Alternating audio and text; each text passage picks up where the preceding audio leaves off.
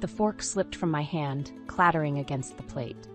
Clarissa's words hung in the air like a bad smell. "I've decided to sell my house and move in with you all. It will be such a blessing to have the family under one roof again." My mother-in-law smiled, that sickly sweet smile she always used when getting her way. Beckett sat frozen beside me, his brow furrowed. Finn stared down at his half-eaten meatloaf, mercifully oblivious to the bombshell Clarissa had just dropped. "That's quite a decision, Mother," Beckett finally managed. "Don't you think you should have discussed it with us first?" Clarissa waved a ringed hand. "Oh, I didn't want to burden you both with it until I'd made up my mind. This way it's settled. No need for any fusses." My heart pounded as her real message sank in. She would be immovable on this, as she always was.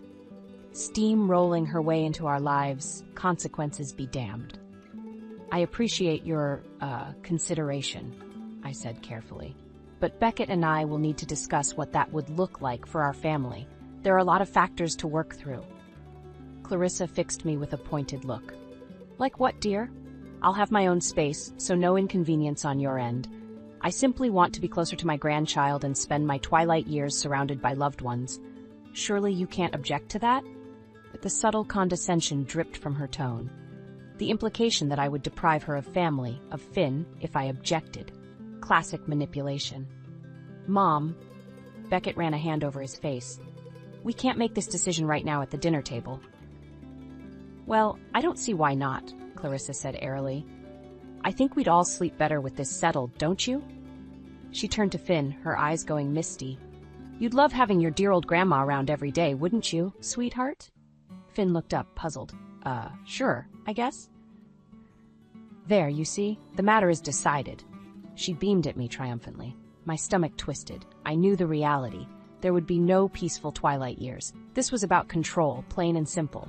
The start of her ultimate power play to run this household her way. I opened my mouth, ready to protest, to shut this down before it began. But Beckett's pained expression stopped me.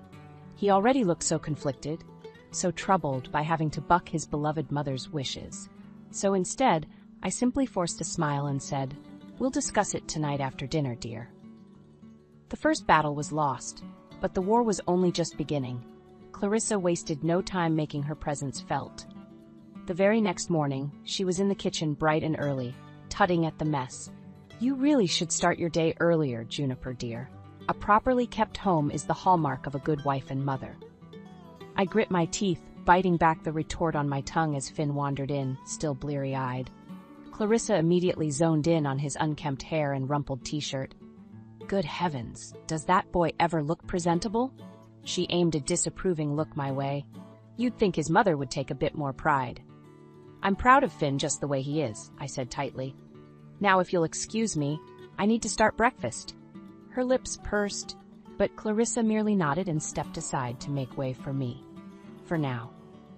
Over the next few weeks, her comments became a constant needling drone, nitpicking my cooking, my housekeeping, my parenting, always with that same sugary sweet smile plastered on her face.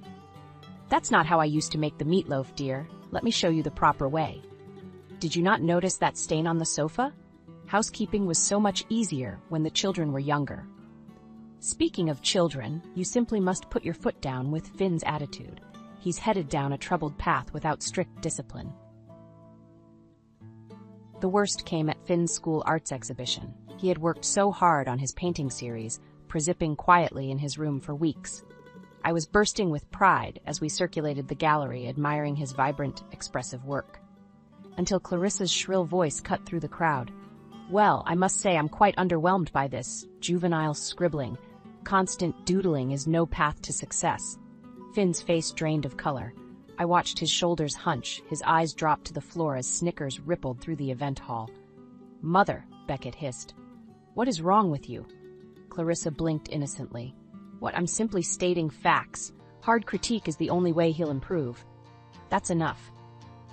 I cut her off, rage bubbling up within me. "You will not humiliate my son like that, do you understand?" For a moment, Clarissa actually looked taken aback. Then her mouth set in a hard line, and she fixed me with an icy look. "Your son, is it? We'll see about that." With that parting shot, she turned on her heel and stormed out, leaving me to deal with the fallout of her callous outburst. As Finn struggled not to cry and the other parents looked on with thinly veiled judgment, I saw only red. Something had to be done before Clarissa destroyed everything I held dear. The air was thick with tension when we got home that night. Beckett paced the living room, running his hands through his hair. "I can't believe she did that," he muttered for the 10th time. "So cruel and uncalled for. This is exactly why I didn't want her moving in." The words burst from me in a torrent. "She has no boundaries, no filter, and she'll keep lashing out and humiliating us until she gets her way about everything." Beckett's head whipped around, his eyes flashing. "Don't talk about my mother that way," I gaped at him. "After what she did to Finn, you're taking her side?" "Of course not." He sank onto the couch, cradling his head. "But she's still my mother. We can't just kick her out on the street." "Even though she's making our lives miserable?" He looked up at me imploringly. "She'll get better, June. Once she's settled in, I'm sure this behavior will stop. We just have to set some clear boundaries." I barked out a harsh laugh. "Boundaries? Have you met your mother? She doesn't respect any boundaries except her own." Beckett flinched at my tone, and I instantly regretted my harsh words. This wasn't his fault, I knew that. "I'm sorry," I said, my voice softening. "You're right, we can't just kick her out, but we also can't just ignore how toxic she's being." He opened his mouth to respond, but a loud clatter from the hallway cut him off. Stomping footsteps, then the icy tones of my mother-in-law. "Well, I certainly hope you're proud of yourselves, squabbling over me like selfish children." Clarissa swept into the room, her face thunderous. In her hand was a ceramic figure from the mantelpiece, one that had been in Beckett's family for generations. "Your petty arguing must have knocked this priceless heirloom to the floor. An object like this belongs in a museum, not in the home of such careless ingrates." My mouth dropped open. I clearly remembered dusting the mantel that morning. The figurine had been securely in place. Beckett jumped to his feet. "Mom, that's not what happened at all. You're overreacting." "Am I?" She rounded on me, eyes blazing. "Well then, Juniper, please do tell us what careless act toppled this precious artifact. I'm all ears." I opened and closed my mouth at a total loss, because I knew, deep down, that her accusation was patently false. Clarissa's thin lips curled into a smile of pure vindication. "That's what I thought. Really, Beckett, I don't know how you can allow such a thoughtless, messy woman to raise your child." I saw red. Before I could stop myself, I stepped forward and slapped the vile woman straight across that smug face. Clarissa's head whipped to the side, her hand flying to her reddened cheek. She stared at me in utter shock. "Get out," I hissed through gritted teeth, "before I do something worse." "Juniper," Beckett's voice cracked like a whip. "What the hell is wrong with you?" The utter betrayal in his eyes sliced into my heart. In that moment, it was like the man I loved was a total stranger. While Clarissa worked to regain her composure, I took a shaky breath and held Beckett's gaze. "I'm done being your mother's punching bag," I said, my voice low. "Either you put a stop to this, or you'll have to choose between us." Heavy silence fell over the room. Clarissa was watching avidly, her lips curved into that same sickly smile I'd come to despise. Beckett's face was utterly inscrutable. I didn't wait for his answer. I simply turned and left the room, chest heaving. The war had been declared. There would be no more playing nice. The next few days were tense, to say the least. Beckett and I moved through the house like ghosts, avoiding each other in an uneasy truce. Clarissa, smug as ever, acted like nothing had happened. "Pleasant morning, isn't it?" She'd chirp as I grabbed my coffee and rushed out the door to work. Beckett wouldn't even meet my gaze. It couldn't go on like this. Either we dealt with Clarissa head-on, or our family would be torn apart.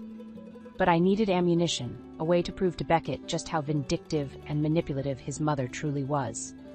That proof came from an unlikely source, Mrs. Pennington from next door. I was trimming the hedges when she popped her head over the fence. "Everything okay, dear? You look simply haunted." I paused, struggling with how much to reveal. Before I could stop myself, it all came pouring out. Clarissa's cruelty, the wedge she was driving between Beckett and me, her deranged lies. Mrs. Pennington listened intently, clucking her tongue. I knew that woman was trouble from the moment she moved in. Mark my words, she's poison. My eyes widened. "You've dealt with her before?"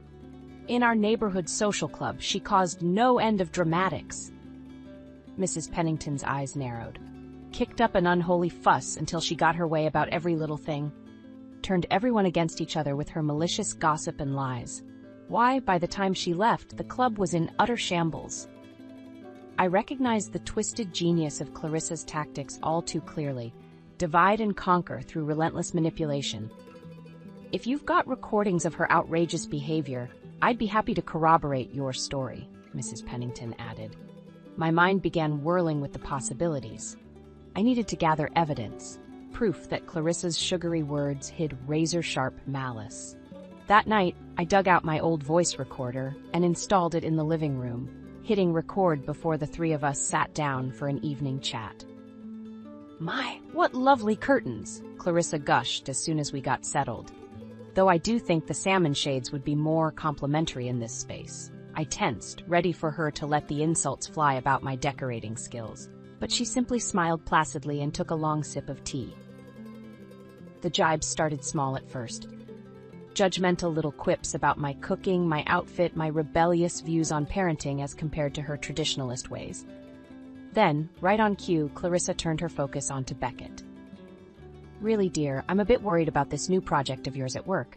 It all sounds so very risky. Perhaps you should have consulted me before pitching it to your bosses.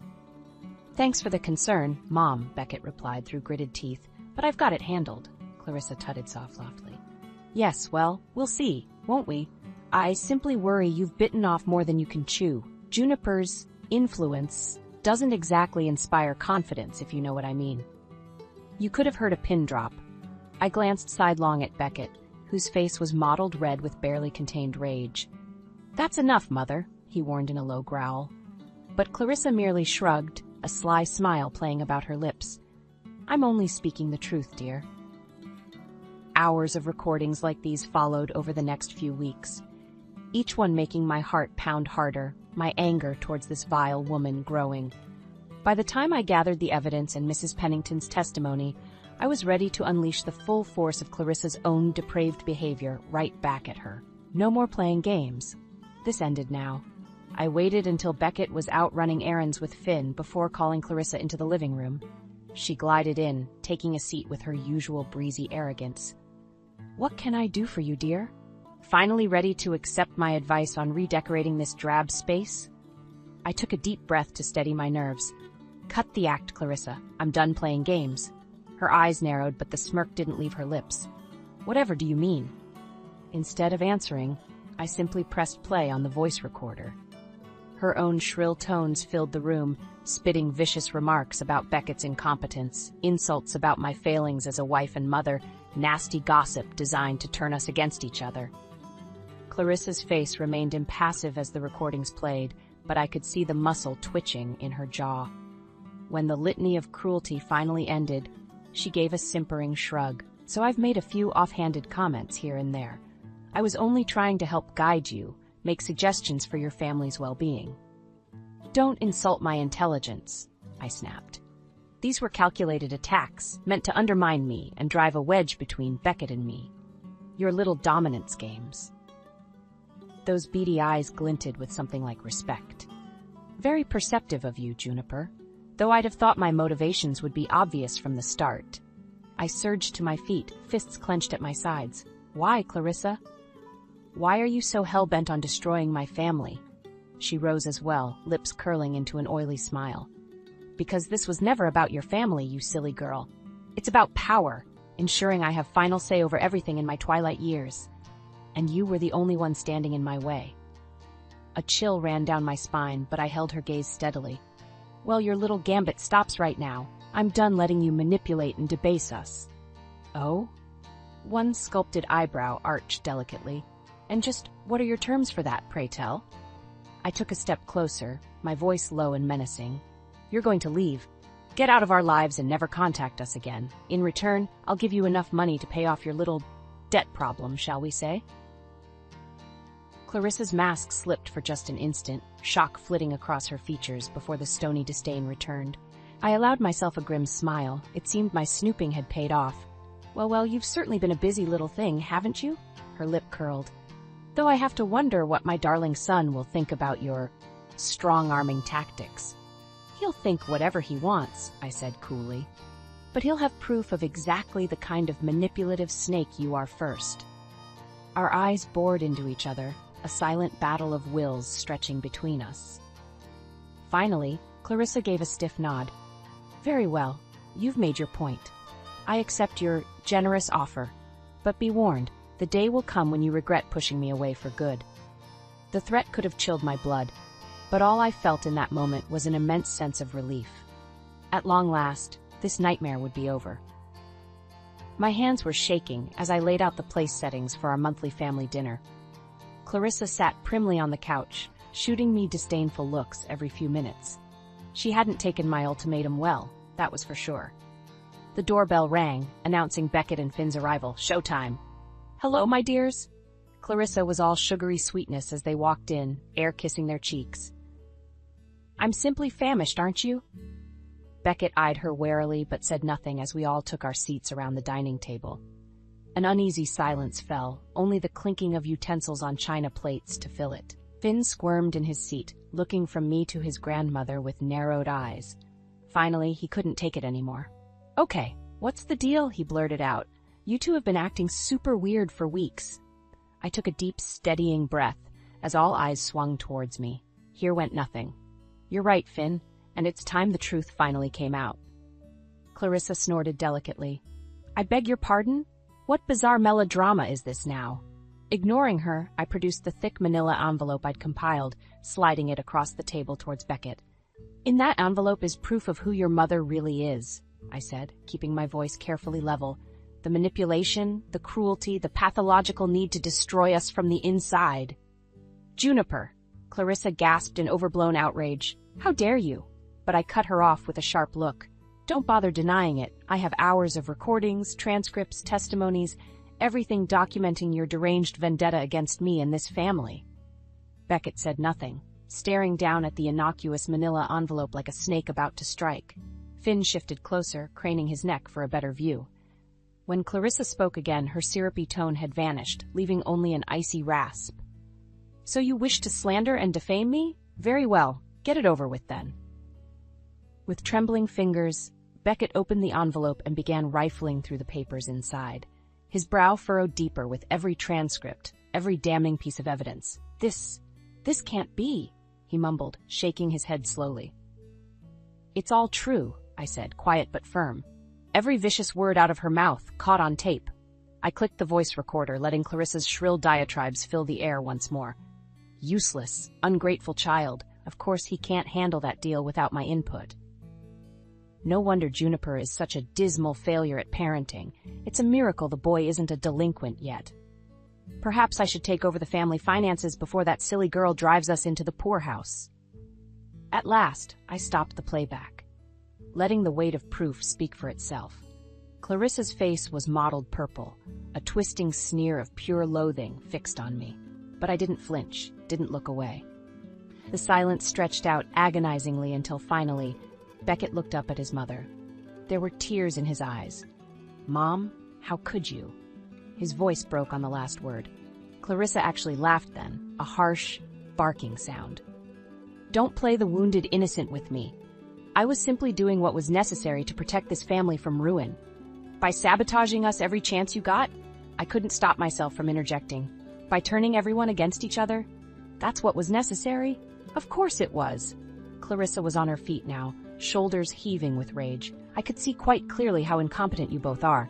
Beckett's career hanging by a thread, this house falling to ruin. Poor Finn turned into a sullen delinquent under your lax, idiotic parenting. She whirled on Finn then, fixing him with a stare that could freeze lava. Just look at the way you present yourself.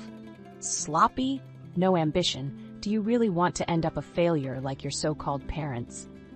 Don't talk about my parents like that. The retort was shouted with such raw fury, such rebellious vehemence, that we all fell silent in shock.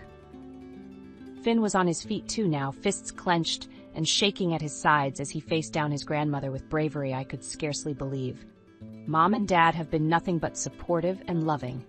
You're the failure, Grandma, and after everything I just heard, I want you out of our lives for good. Clarissa looked as though she'd been slapped. That was my son, showing the same fierce determination I felt in my bones to protect our little family, no matter what. With a cry of pure outrage, Clarissa swept from the room, nearly taking the front door off its hinges as she left. For a long moment, the three of us simply stared at each other in stunned silence. Then Beckett crossed the room in 2 long strides and crushed me in a desperate embrace. "I'm so sorry," he rasped against my neck. "I'm so sorry." We held each other for a long time after that, our family battered and bruised but still standing strong against anything the cruel world could throw at us. And for the first time in years, I could breathe freely once more. The silence that followed Clarissa's dramatic exit was deafening. Beckett and I simply held each other, letting the roaring in our ears gradually subside. Finn hovered nearby, looking shaken. At last, Beckett pulled back, cradling my face in his hands. His eyes were red-rimmed, glistening with unshed tears. "June, I don't know what to say. How could I have been so blind?" I covered his hands with my own, giving them a reassuring squeeze. "She's a master manipulator, Bex. She knows exactly what strings to pull." He shook his head slowly. "But you tried to warn me over and over, and I just dismissed you, took her side every time." A muscle ticked in his jaw as his voice dropped to a hoarse whisper.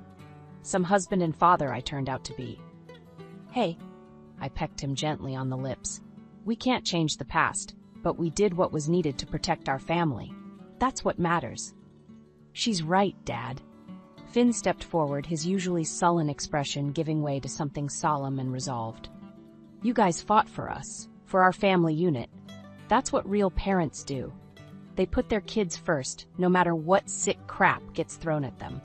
He looked down, scuffing at the hardwood with his sneaker toe.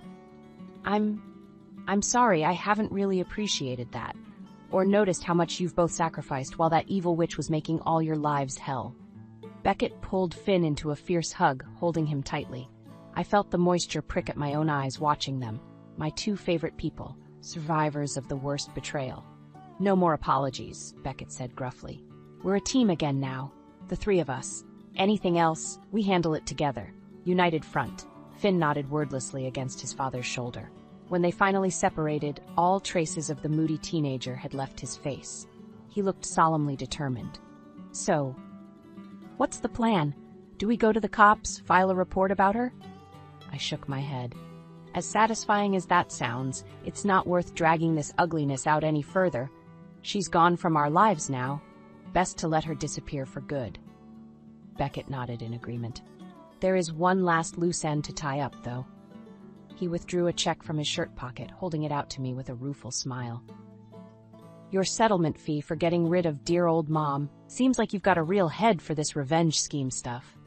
I rolled my eyes, but couldn't stop the grin from spreading across my face as I took the check. "Please, it was a piece of cake compared to the drama of getting you 2 geniuses to do your homework every night." Finn snorted, some of his old teenage snark returning. I relished the sound, so familiar and comforting after the nightmare we'd endured. Later that evening, I made the inevitable call to Clarissa. She answered on the 3rd ring, her tone as cutting as I expected. "Well, you've had your fun, exposed me as a villain for the storybooks. Are you quite satisfied?" I nearly bit my tongue, forcibly restraining the caustic retort. No more vicious back and forths. It was time to break this cycle forever. "I'm wiring you the money to cover your debts and get back on your feet, Clarissa. Use it well, live your life however you want from now on." I paused, taking a deep breath. "Just never contact us again, or there will be consequences." For a moment I thought she might try to argue, to manipulate her way back into our lives as she'd always done. But finally, she gave a stiff nod. "Very well. This chapter of our lives is over, it seems. Though I shudder to think of the dysfunction you'll raise my great-grandchildren in." The barb hit its mark, as did her parting laughter at my stunned silence. But instead of anger, I felt only pity for the miserable, petty woman. As I hung up the phone, I knew our family was truly free of her twisted games forever. Over the next few weeks and months, Beckett, Finn, and I went to therapy, both together and individually. We processed the emotional wounds Clarissa had inflicted, made a plan to rebuild our bonds of trust and open communication. It wasn't easy, not by any stretch. There were setbacks, conflicts that reopened old scars, But we persevered, drawing strength from each other. Slowly, steadily, the darkness lifted. Beckett and I rediscovered the passionate love that first drew us together. Finn's perpetual sulk faded as he opened up about his hurt and insecurities. We became an invincible unit once more. And as for me, I felt a profound sense of catharsis and triumph. I had been forced to fight for my family's very existence, and I'd won. No, we'd won. Because there was no victory without the three of us. Boldly staring down malice and emerging with our humanity, our unbreakable core, intact, that knowledge made every hardship worth it. My life's purpose achieved. The moving truck rumbled up Clarissa's driveway, an oversized metal beast hungrily awaiting its cargo. I watched from the sidelines, arms folded across my chest. Well, isn't this a heartwarming family farewell? Clarissa swept out of the front door, as elegantly poised as ever despite the circumstances. She zeroed in on me immediately, those hawk-like eyes glinting with residual malice. I must say, Juniper, I'm almost impressed. Scheming to kick your own mother-in-law out on the street. It's delightfully cutthroat of you. My jaw clenched, but I held my tongue. No more rising to her barbed taunts, ever again. Beckett emerged from the house then, Finn trailing behind with a sullen expression. He strode over to me, slipping a protective arm around my waist. That's enough, Mother. We had a deal. You take the money and resettle elsewhere. No more drama. Clarissa's thin lips compressed into a tight line, but she gave a stiff nod. Yes, of course. A deal is a deal, after all. Her gaze flicked towards Finn, who was determinedly avoiding her eyes. Though I do hope you'll allow me one last word with my grandson before I'm so tragically banished. The derisive sarcasm in her tone made my skin crawl. But Beckett simply shrugged. That's up to Finn. We're not going to force him. An uncomfortable silence fell. I could see the wheels turning in Clarissa's mind as she considered whether or not to push the issue. Thankfully, Finn made the choice for her. I don't have anything to say, he mumbled, finally meeting her stare with undisguised contempt. Not after everything you put this family through. For a fraction of a second, Clarissa's mask slipped, revealing the unholy rage boiling underneath. Then, just as quickly, the cool disdain returned. Very well. Can't say I'm surprised at such petulant disrespect given your subpar upbringing. One final jab before sweeping past us towards the idling moving truck. As the movers began efficiently loading up the last remnants of Clarissa's presence in our lives, Beckett turned to me with a small, sad smile. I know this was extreme, but you did what needed to be done for all of us. Thank you. I laced my fingers through his, giving his hand a soft squeeze. We're family, I said simply. Till the end. The journey ahead wouldn't be easy, I knew that. Old wounds ran deep, and there was bound to be more emotional fallout from Clarissa's torment to confront. But at least now it would be just the three of us, shoulder to shoulder. No malignant outside force driving us apart. Over the coming weeks and months, we slowly but surely put the painful pieces back together. Beckett and I attended joint counseling, relearning to openly communicate without fear of undermining from Clarissa.